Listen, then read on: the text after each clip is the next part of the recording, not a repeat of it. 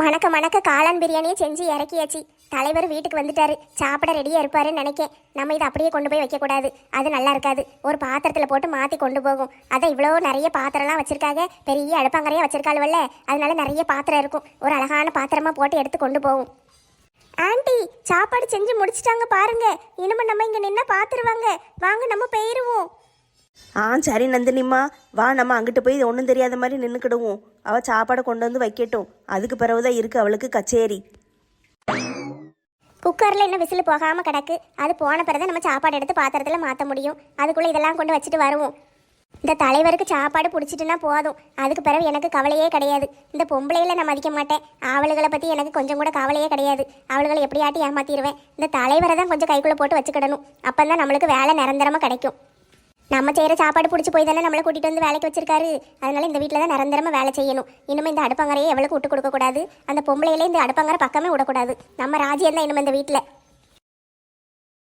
சுட சுட சோறு வச்சு அதில் மணக்க மணக்க சாம்பார் அப்படியே மேலே ஊற்றி ஒரு 4-5 கரண்டி நெய்யை ஊற்றிட்டு அதுக்கு பிறகு உருளைக்கிழங்கு கூட்டு, காலிஃப்ளவர் பொரிச்சது, கேரட்டு பீன்ஸு கூட்டு, கத்திரிக்காய் கூட்டு, அவியல், அப்பளம், மிதுக்கு வத்தல், மோர் மிளகா, ஊறுகாய் இதெல்லாம் வச்சுக்கிட்டு சாப்பிட்டோம்னா எப்படி இருக்கும்? ஐயோ, அந்த டேஸ்ட் இன்னும் நாக்கிலேயே நிற்கியே. எங்கள் வீட்டுக்காரர் சாம்பாருன்னு சொன்ன உடனே எனக்கு நாக்கில் எச்சி ஊற ஆரம்பிச்சிட்டு. எனக்கு சாம்பார்னா ரொம்ப பிடிக்கும். அதுலேயும் இவங்க வந்து ஹோட்டலில் சமையல் பண்ணவங்கன்னு சொல்லிட்டாரா, அது எனக்கு ரொம்ப ஆசையாக இருக்குது. இன்னைக்கு அந்த சாம்பாரை சாப்பிட்டு பார்த்தே ஆகணும். ஆண்டி, அவங்க தான் இன்னைக்கு சாம்பாரே செய்யலையே, அப்புறம் எதுக்கு நீங்கள் சாம்பாரை பற்றி புகழ்ந்து பேசிக்கிட்டு இருக்கீங்க? அவள் சாம்பார் வைக்கல, பிரியாணி செஞ்சான்னு உனக்கு எனக்கும் மட்டும்தானே தெரியும், எங்கள் வீட்டுக்காருக்கு தெரியாதுல்ல. நம்ம சாம்பாருன்னு இப்படி உசுப்பேத்தி விட்டாதான் அந்த மனுஷனுக்கும் சாம்பார் சாப்பிடணும்னு ஆசை வரும். அப்போ பார்த்து இவ பிரியாணியை கொண்டு வந்து வைப்பாளா, அப்போந்தான் இவருக்கு கோவம் தலைக்கு ஏறிக்கிட்டு போகும். நீ சமைச்சு கிழிச்சதெல்லாம் போதும், வீட்டை விட்டு வெளியே போ, பெட்டி படுக்கையெல்லாம் எடுத்துட்டு முதல்ல வெளியே போன்னு சொல்லிடுவாரு. அதான் நம்மளுக்கு நல்லது. பாத்தியா, அதுக்கு தான் அத்தை எப்படி திட்டம் போட்டேன். நம்ம பிளான் எப்படி நல்லா இருக்குல்ல? அத்தை சொல்கிறத நல்லா கேளு, உனக்கு நல்ல அற்புதமான பிளான் எல்லாம் அத்தை போட்டு தருவேன். சரி ஆண்டி, நீங்கள் சொல்கிறது எல்லாமே கரெக்டு தான், அப்படியே செஞ்சிடலாம். என்ன மாமியார் மருமகளும் ரொம்ப நேரமா குசு குசுன்னு பேசிக்கிட்டு இருக்கீங்க? அப்படி என்ன தனியா பேசுதீங்க? எனக்கும் சொன்னா நல்லா இருக்கும். உங்கள் மாமா ஏட்டிக்கு பூட்டி கேள்வி கேட்பாரு, அவர்கிட்ட என்னத்தையாவது நீ உளறி வச்சிடாத, நீ வாயே திறக்காத, நான் எல்லாத்தையும் பேசிக்கிடுதே, சரியா? சரி சரி, நான் பேசலை, நீங்களே பேசிக்கோங்க. அது ஒன்றும் இல்லைங்க, நந்தினிக்கு ஹோட்டலில் வைக்கிற சாம்பாரும் உருளைக்கிழங்கு கூட்டுனா உயிரான். அந்த சாம்பாரில் நெய் ஊற்றி சாப்பிட்றது அவளுக்கு ரொம்ப பிடிக்குமா. அதான் எப்படா சாப்பாடு வரும்னு காத்துக்கிட்டு இருக்கேன்னு என்கிட்ட சொல்லுதா. அவ்வளவுதானா விஷயம்? இதை சத்தமா பேச வேண்டியதானே? இது எதுக்கு தனியா பேசிக்கிட்டு இருக்கீங்க ரெண்டு பேரும்? என்ன இருந்தாலும் நீங்கள் மாமனார், உங்கள் முன்னால் இதெல்லாம் சொல்கிறதுக்கு அவளுக்கு வெக்கமாக இருக்கும்ல, அதனால தான் என்கிட்ட சொல்லுதா. அப்படியா? சரி சரி நந்தினிமா, இன்னைக்கு சாம்பார் வச்சு நல்ல சாப்பாடு வரும், நல்ல சாப்பிடு. என்ன, அந்த அக்கா நல்ல ஹோட்டலில் சமைப்பாங்க. அவங்க சாப்பிட்ற சாப்பாடு நான் 2-3 தடவை சாப்பிட்ருக்கேன். அதனால தான் வேலைக்கு வாரிக்கலான்னு கேட்டேன். சரின்ட்டு வந்துட்டாங்க. நம்மளுக்கு நல்லது தானே, நல்லதா போச்சுன்னு கூட்டிகிட்டு வந்துட்டேன். சரி, ஏன் இவ்வளோ நேரம் ஆகுது? சாப்பாடு செஞ்சுட்டாங்களா இல்லையா? அதானே, வெறுந்தட்டை வச்சுட்டு எவ்வளோ நேரத்துக்கு உட்காந்துக்கிட்டு இருக்க? எனக்கெல்லாம் டயத்துக்கு சாப்பிட்றணும்ப்பா, இல்லைன்னா கோவம் தலைக்கு ஏறி பைத்தியம் முடிச்சிரும். ஏன் தான் இந்த பொம்பளை இப்படி பண்ணுது? சாப்பாடு ஒரு நேரத்துக்கு கொடுக்க வேண்டாமா? வந்த முத நாளே இப்படி பண்ணுதாலே. அந்த சாப்பாடு வந்துட்டுல்ல, அலமேலக்கா சாப்பாடு கொண்டு வாங்க. ரொம்ப நேரமாக காத்துக்கிட்டு இருக்கோம், வயிறு ரொம்ப பசிக்கி. சீக்கிரம் கொண்டு வந்து சாப்பாடு வைங்க. சாப்பாட்டுக்காண்டி எவ்வளோ நேரம் காத்து கிடக்க? இனிமேலாம் இப்படி லேட்டாக்காதீங்க, சீக்கிரம் சாப்பாடு கொண்டு வந்துடணும். சரி, என்ன ஒரு பாத்திரத்தை தூக்கிட்டு வந்திருக்கீங்க? சோறு, குழம்பு, கூட்டு, பொரியல் எல்லாத்தையும் அள்ளிட்டு வாங்க. சோறு குழம்பெல்லாம் இன்னைக்கு ஒன்றும் செய்யலையே, இன்னைக்கு பிரியாணி மட்டும்தான் செஞ்சுருக்கேன், காளான் பிரியாணி. என்னது, காளான் பிரியாணியா? எங்கள் வீட்டுக்காரர் சாம்பார் தானே வைக்க சொன்னார், நீ எதுக்குமா இதை செஞ்சு வச்சுருக்க? சாம்பார் வைக்கலான்னு தான் பார்த்தேன், இந்த காளான நிறைய மிச்சம் கிடந்துச்சு, அப்புறம் அதெல்லாம் வீணாக போயிரும்ல, 2 நாளைக்கு மேலே வச்சு திங்க முடியாது, அதான் செஞ்சுட்டேன். காய்கறியெல்லாம் துட்டு கொடுத்து தானே வாங்குவீங்க, அப்புறம் எல்லா காய்கறியும் வீணாக போயிட்டுனா என்ன செய்ய?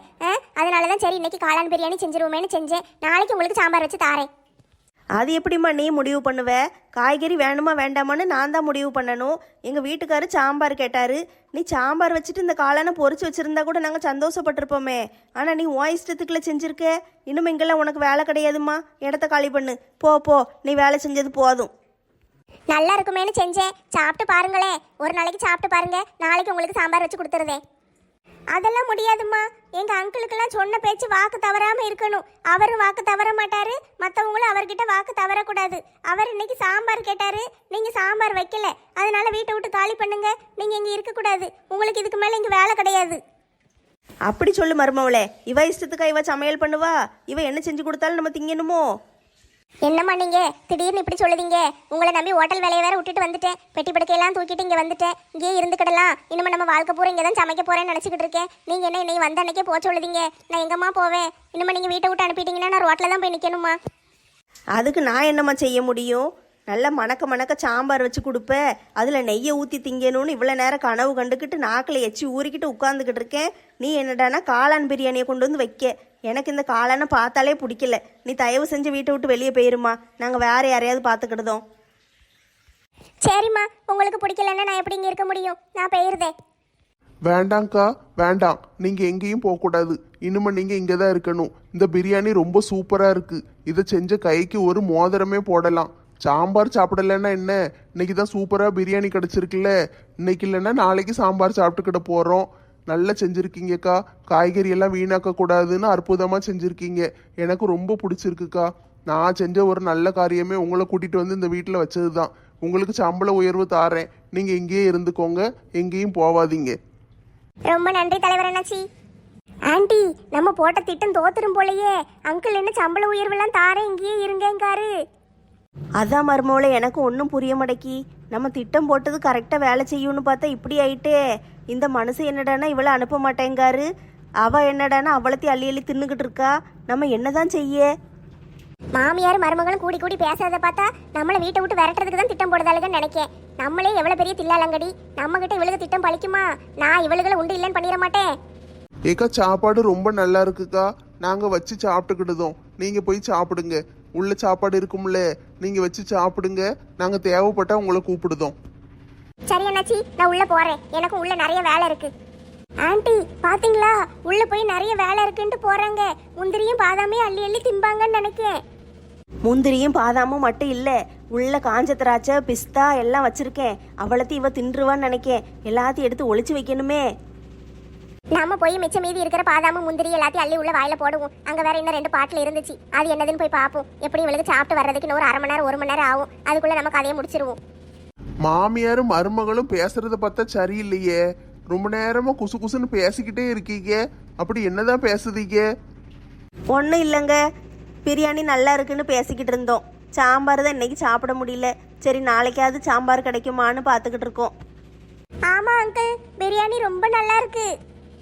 நான் கூட்டு வந்த ஆளாச்சே, பிறகு நல்லா சமைக்காம எப்படி இருப்பாங்க? நான் இவங்களை தேடி எத்தனை நாடு தாண்டி எத்தனை கண்டம் தாண்டி எங்கெல்லாம் போய் வலைய வீசி தேடி பிடிச்சில கூட்டு வந்திருக்கேன். நாடு தாண்டி கண்டம் தாண்டியா? என் பொண்டாட்டி செய்யற வேப்பங்கொட்டை குழம்புல இருந்தும் என் மருமவ செய்யற உப்புமால இருந்தும் தப்பிக்கிறதுக்கு நான் வேற கரகத்துக்கு கூட போவேன்.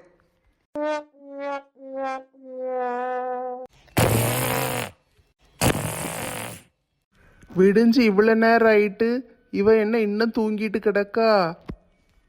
லட்சுமி, லட்சுமி, மணி 6 ஆக போகுது. நீ இன்னும் எந்திக்கலையா? 6 மணி ஆக போகுது. இப்பதான் படுத்த மாதிரி இருந்துச்சு, அதுக்குள்ளேயே விடிஞ்சிட்டு. ஏங்க நீங்க என்ன சீக்கிரம் எந்திரிச்சிட்டீங்க? நான் வாக்கிங் போறேன். நீ வாரியா? ஓஹோ, நான் ரொம்ப குண்டா இருக்கணும், அதான் வாக்கிங் போய் உடம்பு குறைக்கணும்னு என்ன கூப்பிடுதீங்களோ?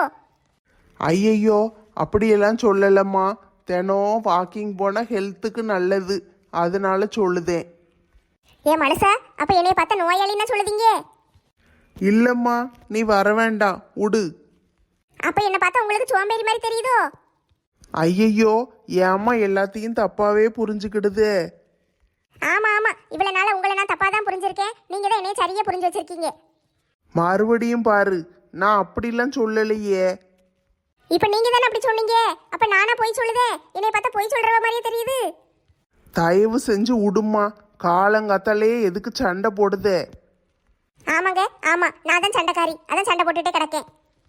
சரி, நான் வாக்கிங் போல, போதுமா? உங்களுக்கு போறதுக்கு அலுப்பு, அதனால பழைய தூக்கி ஏன் மேல போடுதீங்க? நீ வர வேண்டாம் தாயே, நீ படுத்து தூங்கு, நான் மட்டும் தனியா போறேன். அதானே, எங்க போனாலும் உங்களுக்கு தனியா போகணும், தனியா சுத்தணும். அதுக்கு தானே இவ்வளத்தையும் பேசுனீங்க. ஏங்க கொஞ்சம் நில்லுங்க. அடுத்து என்ன 7:30 கூட்ட போறான்னு தெரியலையே. என்னம்மா, நான் நாளையிலேருந்து வாக்கிங் போறேம்மா. இன்னைக்கு ஆபீஸுக்கு நேரம் ஆயிட்டு, போயிட்டு வரேன். காலையில எந்திரிச்சோன்னு அப்படியே ஆபீஸுக்கு போயிருவீரோ? மறந்துட்டுமா, பெறவாட்டி போறேன்னு. ஏங்க சும்மா விளையாட்டுக்கு தாங்க உங்ககிட்ட வம்பளத்துக்கிட்டு இருந்தேன். இருங்க, உங்ககிட்ட கொஞ்சம் பேசணும். விளையாட்டுக்கு தானா? நான் கூட நினைச்சேன் லட்சுமி இப்படிலாம் பேச மாட்டாளே, இன்னைக்கு என்ன திடீர்னு பேசுதான்னு நினைச்சேன். சும்மா தான் பேசுனியா? சரி சரி. ஏங்க நாளைக்கு மஞ்சுவுக்கு தலைக்கு தண்ணி ஊத்தணும், ஞாபகம் இருக்கா இல்லையா? இருக்குமா, அது எப்படி ஞாபகம் இல்லாம இருக்கும்? மொட்டை மாடியில் ஒரு பந்தலை போட்டு விட்டுருங்க. அப்பதான் ஆட்கள் வந்து அங்கே போய் உட்காருவாங்க. எல்லாரும் வீட்டுக்குள்ளே வந்து இருக்க இடம் காணாதுல்ல. சரியா? பிறகு நம்ம என்ன செய்யணும்? சாப்பாடெல்லாம் செய்யணும்ல. சேருக்கு சொல்லணும், டேபிளுக்கெல்லாம் சொல்லணும். அதெல்லாம் சொல்லிருங்க. சாப்பாடு ஒரு 50 ஆளுக்கு சொன்னா காணுமா?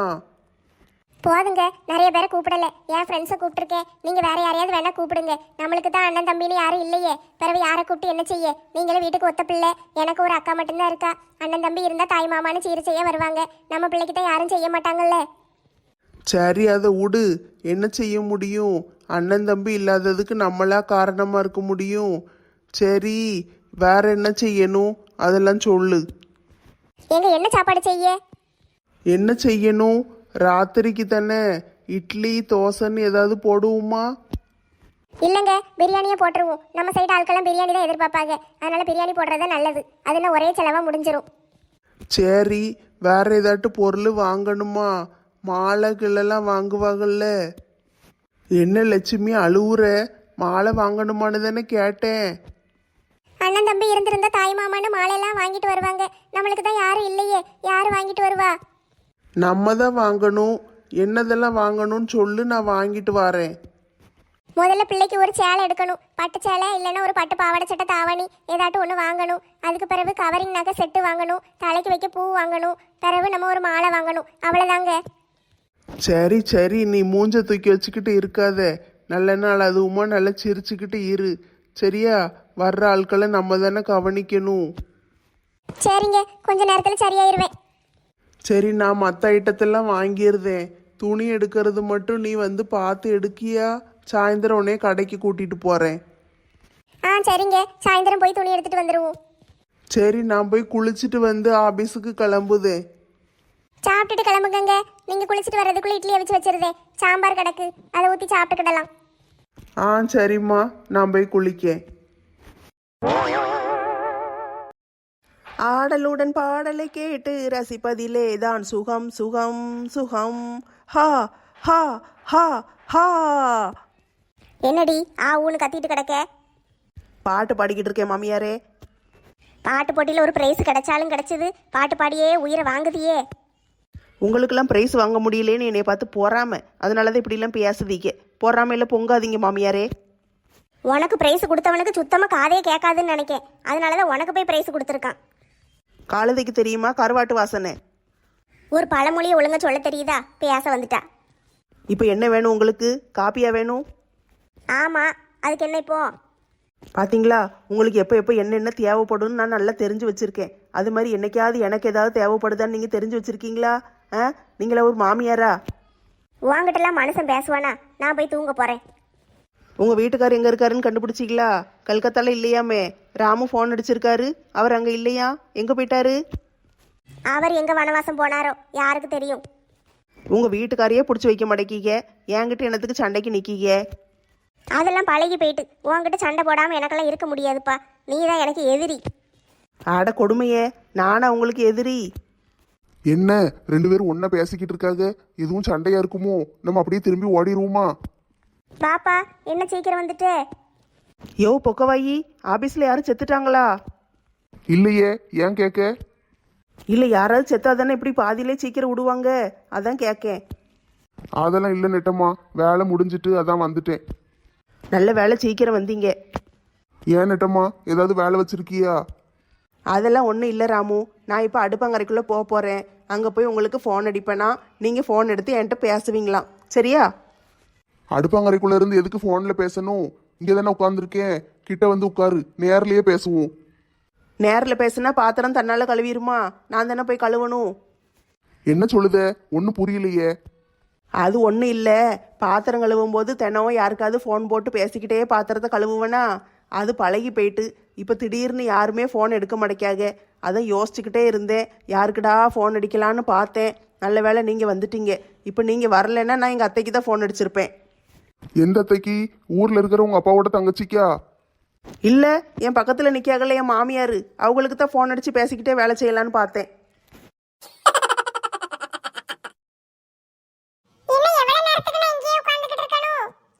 நாளைக்கு நைட்டு தண்ணி ஊத்துற வரைக்கும் நீ அங்கதான் இருக்கணும். அதுக்கு பிறகுதான் இங்க வர முடியும்.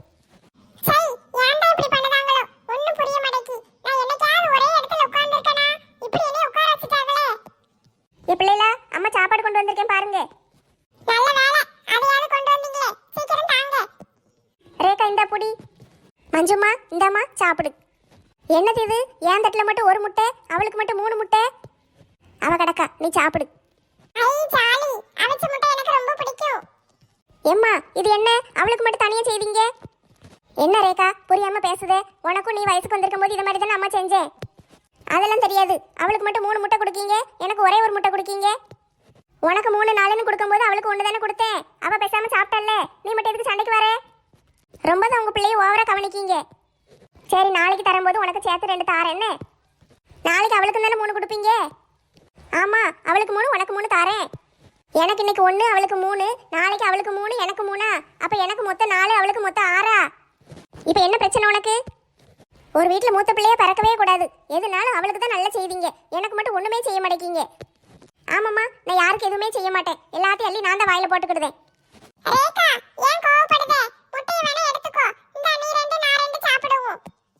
ஒன்னும் தேவையில்லை. பாரு, இந்த முட்டையை தின்னுட்டு உனக்கு வயித்தால போகுது.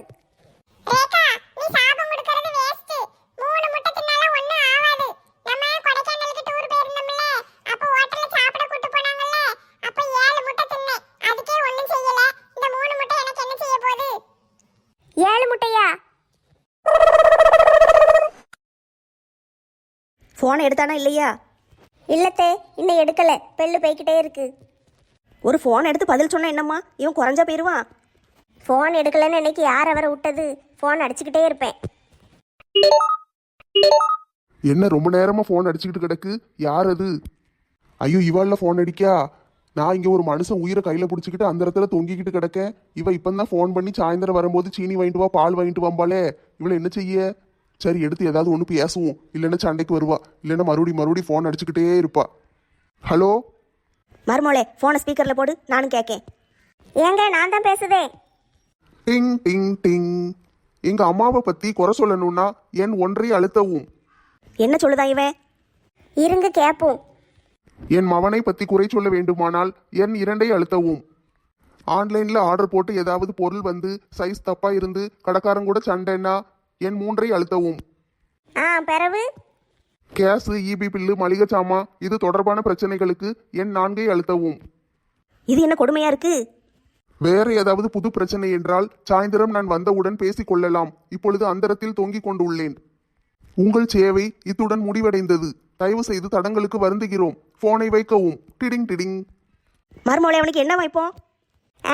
உங்க மவனுக்கு மண்டையில சுளுக்கி இருக்கான். உலக்கு எடுத்து ரெடியா வைப்பீங்களா? சாயந்தரம் சீக்கிரம் வந்துருவாராம்.